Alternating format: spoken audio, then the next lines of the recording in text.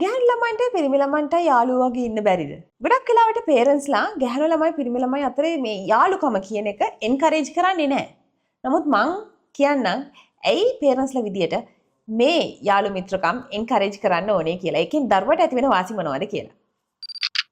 පළවෙනිම දේ තමයි දරුවන්ට පුළුවන් ඒ එකිනෙකාගේ තියෙන ස්ට්‍රෙන්ත්ස් මොනවද, ස්කිල්ස් මොනවද කියන එක හඳුනා ගන්න. මොකද හැම පුද්ගලයෙකුටම විශේෂ වෙච්ච අනන්‍ය වෙච්ච ස්ට්‍රෙන්ත්ස් තියෙනවා, ස්කිල්ස් තියෙනවා. ඉතින් මේ දේවල් හඳුනා ගන්න නම් යාළුවෝ වශයෙන් එකට ආශ්‍රය කරන එක ඉතාමත් වැදගත්. ඒ විතරක්ද? අනිත් කෙනාගේ අඩුපාඩුකම් මොනවද, වැරදි මොනවද, දුර්වලතා මොනවද මේ ගැන අවබෝධයක් ලබා ගන්නත් යාළුවෝ වශයෙන් එකට ආශ්‍රය කරන්න ඕනේ නේද? ගැහැණු ළමයි පිරිමි ළමයි අතර ඇතිවෙන කොන්ෆ්ලික්ට්ස්, ඇතිවෙන රණ්ඩු හැම කොහොමද සමතයකට පත් කරගන්නේ? රණ්ඩු සරුවල් කමියුනිකේෂන් හරහා කොහොමද සමතයකට පත් කරගන්නේ කියන එක ගැන එක්ස්පීරියන්ස් කරන්න ගැහැණු පිරිමි යාළුකම ගොඩක් වැදගත් වෙනවා. අංක 3 ගැහැණු ළමයි පිරිමි ළමයි අතර ඇතිවන ෆීලිංග්ස් එක්ස්ප්ලෝර් කරන්න.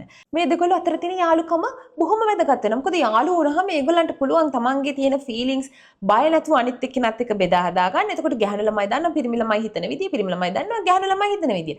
ඉතින් මේ විදියට මේ දෙගොල්ලන් හිතන විදිය ගැන අවබෝධයක් ලබා ගන්න එක ඒගොල්ලන්ගේ අනාගත ජීවිතයේදී වැඩිහිටියෙක් වුණාට පස්සේ ඉන්ටිමේට් රිලේෂන්ෂිප්ස් හදා ගන්න හරිම වැදගත් වෙනවා. එතකොට ගොඩක් වෙලාවට ඒගොල්ලන්ගේ ඇඩල්ට්හුඩ් එකේ ඒගොල්ලන් එක්ස්ප්ලෝර් කරන, එක්ස්පීරියන්ස් කරන රිලේෂන්ෂිප්ස් ඩිපෙන්ඩ් වෙන්නේ ඉන්ටිමසි එක මත. එහෙම නැතුව නිකම්ම සෙක්ස් බලාගෙන කරන රිලේෂන්ෂිප්ස් නෙමෙයි.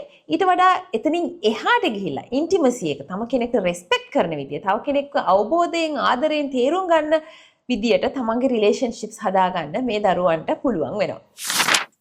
ඊළඟට අපි දන්නවා වැඩිහිටියෙක් වුණාට පස්සේ වැඩිහිටියන්ගේ ලෝකේ ගැහැණු පිරිමි දෙකොට්ටාශයෙන් ඉන්නවා. ඉතින් මේ හැමෝත් එක්කම එකට එකතු වෙලා වැඩ කරන්න ඕනේ වැඩිහිටියෙක් වුණාම.